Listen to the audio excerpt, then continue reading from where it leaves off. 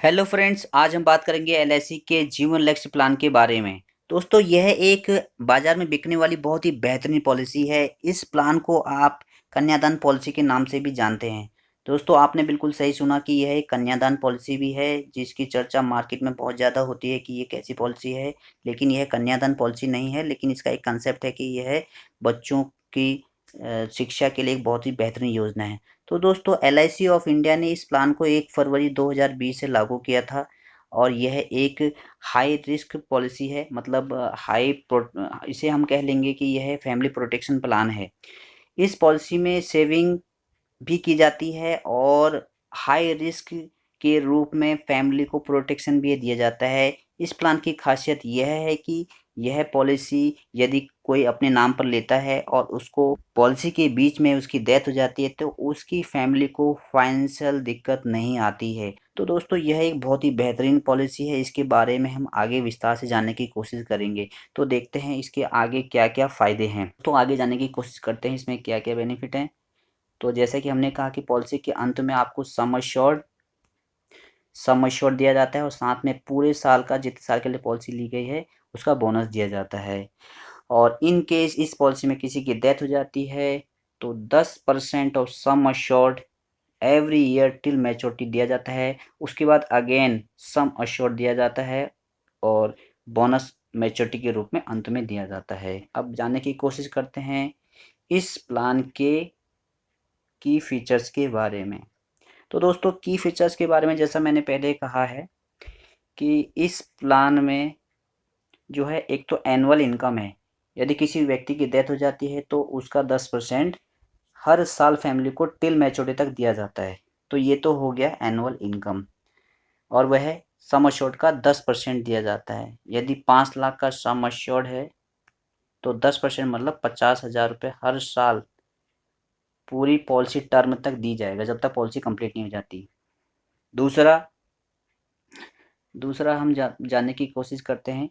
दूसरा पॉइंट इसका यह है कि annual income can be use as child education and family protection in case of death. मतलब किसी पॉलिसी होल्डर की डेथ हो जाती है तो मान लीजिए कोई व्यक्ति जो अच्छे स्कूल में पढ़ता है और उसके पिताजी की अचानक डेथ हो जाती है तो उसके फीस कौन भरेगा। तो सम अश्योर्ड का 10% उसको जो है फैमिली को मिलता रहेगा, जिसको उसकी फैमिली जो है बच्चे की एजुकेशन के लिए, फीस के लिए हर साल यूज कर सकती है, जितने साल के लिए पॉलिसी ली है। तो इसमें बच्चे की एजुकेशन जो है सेफ रहती है। और तीसरा है कि premium need to be paid for less number of year than maturity years. मतलब कोई व्यक्ति इस पॉलिसी को जब लेता है तो उसको 3 साल का प्रीमियम कम देना होता है। मतलब इस पॉलिसी को मान लीजिए 25 साल के लिए कोई लेता है तो प्रीमियम केवल 22 साल के लिए ही देना होता है। इसलिए इसमें हमेशा पॉलिसी टर्म से कम सालों के लिए प्रीमियम देना होता है। आगे बात करते हैं ideal ideal plan for planning child education and marriage. तो हमने पहले ही बताया कि यह चाइल्ड एजुकेशन के लिए बहुत अच्छा प्लान है इन केस ऑफ पॉलिसी होल्डर की डेथ। और जब पॉलिसी होल्डर की डेथ हो जाती है तो पॉलिसी पूरे होने पर मैच्योरिटी, मतलब पॉलिसी की मैच्योरिटी होने पर भी एक अमाउंट मिलता है, जो भी बहुत होता है। मतलब मैच्योरिटी भी आप उस फैमिली को मिल जाएगा जिससे वह अपने बच्चे की, लड़की हो या लड़की, शादी कर सकता है बड़े आराम से। चौथा है ऑप्शन है कि option to avail accidental and disability benefit rider. इस पॉलिसी में एक्सीडेंटल डिसेबिलिटी बेनिफिट राइडर आप ले सकते हैं, क्रिटिकल इलनेस राइडर ले सकते हैं और टर्म राइडर ले सकते हैं। मतलब आप इस पॉलिसी में अगर इन 2-3 राइडर को लेंगे तो आप अपनी इस पॉलिसी को और भी बेहतर बना सकते हैं in case of accidental disability and disability benefit rider के रूप में। क्रिटिकल इलनेस राइडर, कोई जानलेवा बीमारियां होती हैं, जैसे 30-35 जानलेवा बीमारियां होती हैं। अगर पॉलिसी होल्डर को पॉलिसी के दौरान कुछ हो जाता है तो क्रिटिकल इलनेस में इस पॉलिसी से उसको मदद मिलती है। तीसरा और टर्म राइडर राइडर है, जिसमें पॉलिसी के बीमा राशि को और भी बढ़ाया जा सकता है। इसके लिए आपको अतिरिक्त प्रीमियम देना है, जो कुछ ज़्यादा नहीं होता है।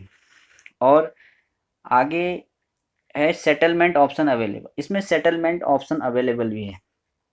मतलब यदि मैच्योरिटी पॉलिसी की मैच्योरिटी हो जाती है तो पॉलिसी होल्डर मैच्योरिटी के समय अपने मैच्योरिटी अमाउंट को 5 साल की किस्तों में, 10 साल की किस्तों में या 15 साल की किस्तों में लेने का जो है डिसीजन ले सकता है आगे।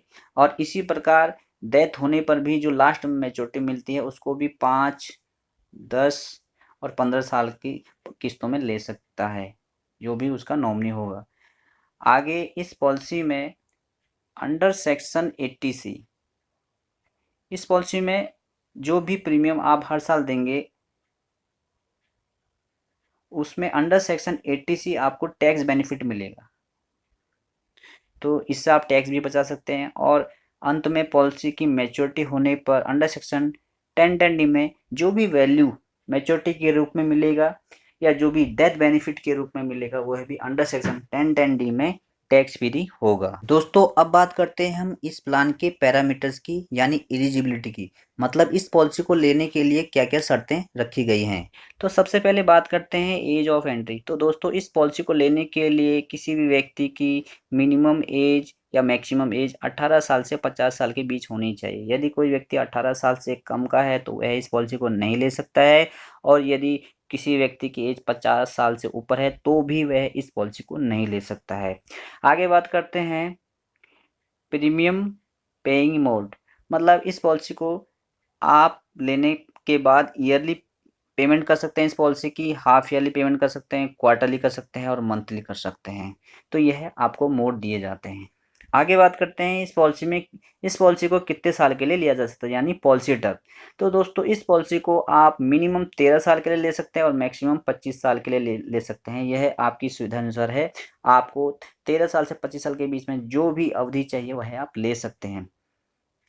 और आगे बात करते हैं पॉलिसी प्रीमियम पेइंग टर्म।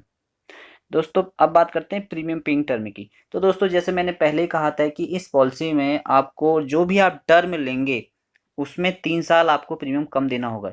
यदि मान लीजिए इस पॉलिसी को आप 25 साल के लिए लेते हैं तो आपको जो प्रीमियम पेमेंट करनी पड़ेगी 25 - 3 यानी 22 साल के लिए प्रीमियम का भुगतान करना होगा।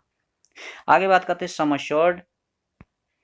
सम एश्योर्ड की बात करते हैं। इस पॉलिसी में मिनिमम 1 लाख के सम एश्योर्ड से आप इस पॉलिसी को ले सकते हैं और इसको आप 10,000 के मल्टीपल से बढ़ा सकते हैं, यानी आप 1 लाख, 1,10,000, 1,20,000, 30,000, 4 लाख, 5 लाख, मतलब जो भी वैल्यू हो वह 10,000 के मल्टीपल में होनी चाहिए।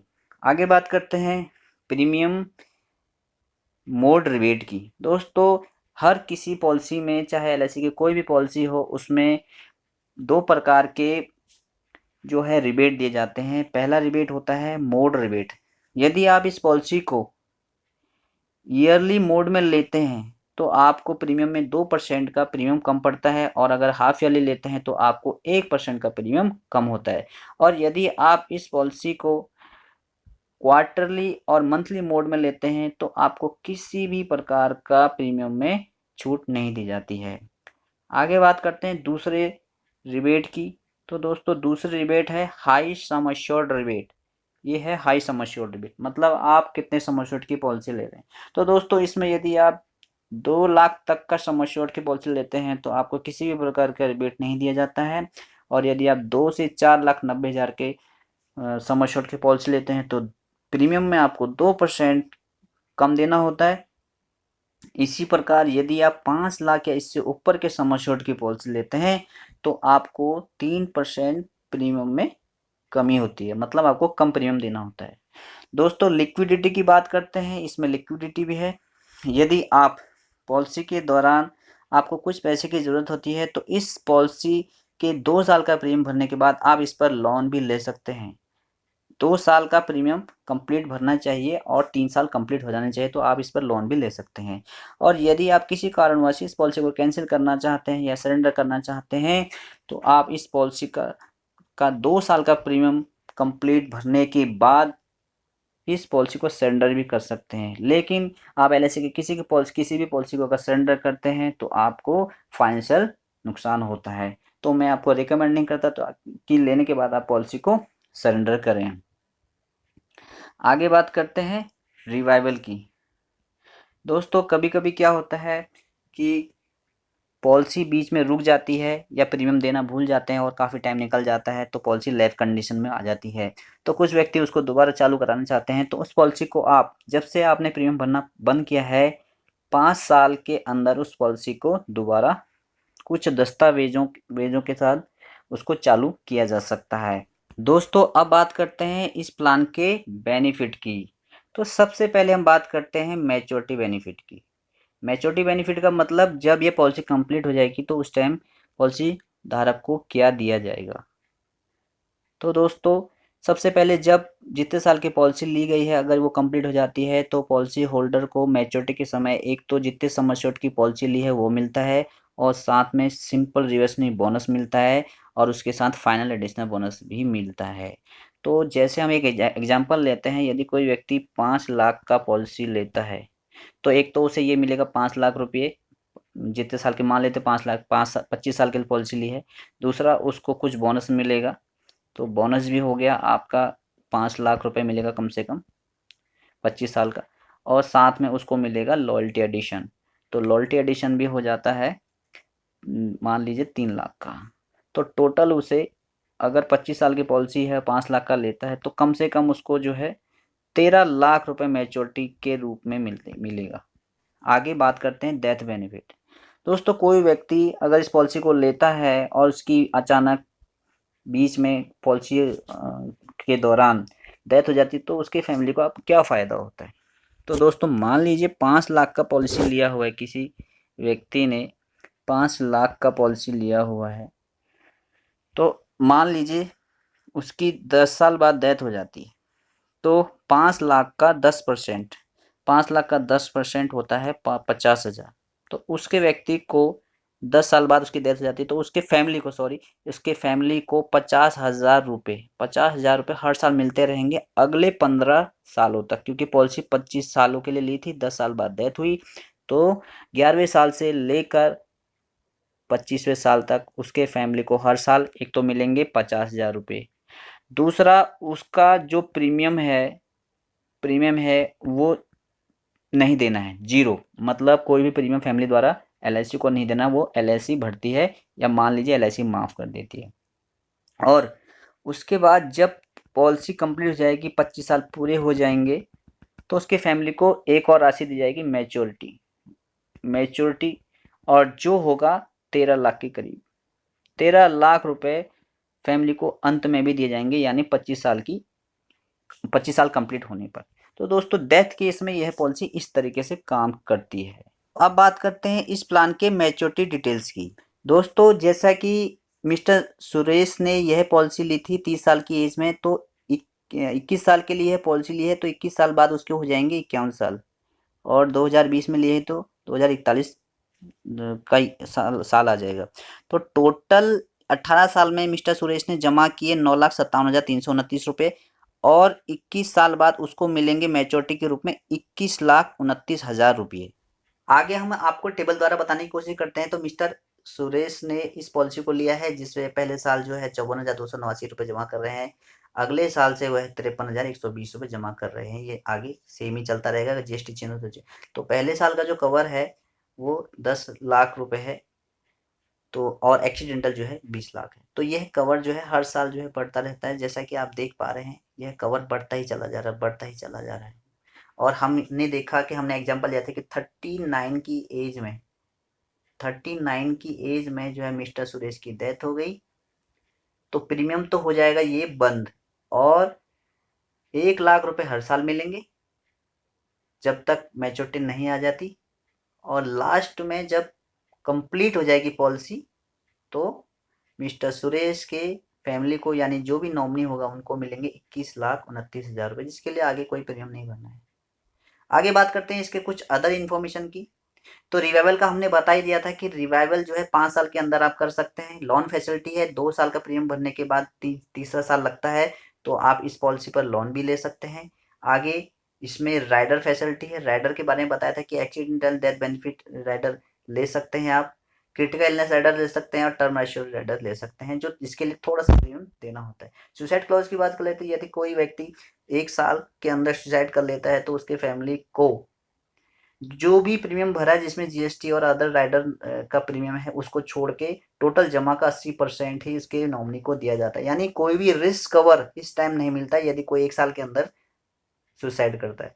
कूलिंग ऑफ पीरियड की बात करते हैं। कूलिंग ऑफ पीरियड, यदि कोई व्यक्ति इस पॉलिसी को लेता है और ये सोचता है कि ये पॉलिसी मैंने गलत ले ली है, मेरे को ये नहीं लेनी चाहिए, या गलत गाइडेंस दी है किसी इंश्योरेंस एडवाइजर ने, तो वह पॉलिसी बॉन्ड के मिलने के 15 दिन के अंदर जो है इस पॉलिसी को कैंसिल करा सकता है और अपना पूरा पैसा ले सकता है। तो दोस्तों यह थी LIC की जीवन लक्ष्य पॉलिसी प्लान नंबर 933। ध्यान रखें प्लान नंबर 933 है। इसको जो है कन्यादान पॉलिसी भी कहा जाता है। तो कन्यादान पॉलिसी का मतलब जीवन लक्ष्य पॉलिसी। तो दोस्तों यदि आपको हमारी जानकारी पसंद आई है, समझ में आया है, और अगर कुछ नहीं समझ में आया तो आप हमें इस वीडियो के कमेंट सेक्शन में कमेंट कर सकते हैं। तो मिलते हैं हम अगली वीडियो के साथ, तब तक के लिए गुड बाय।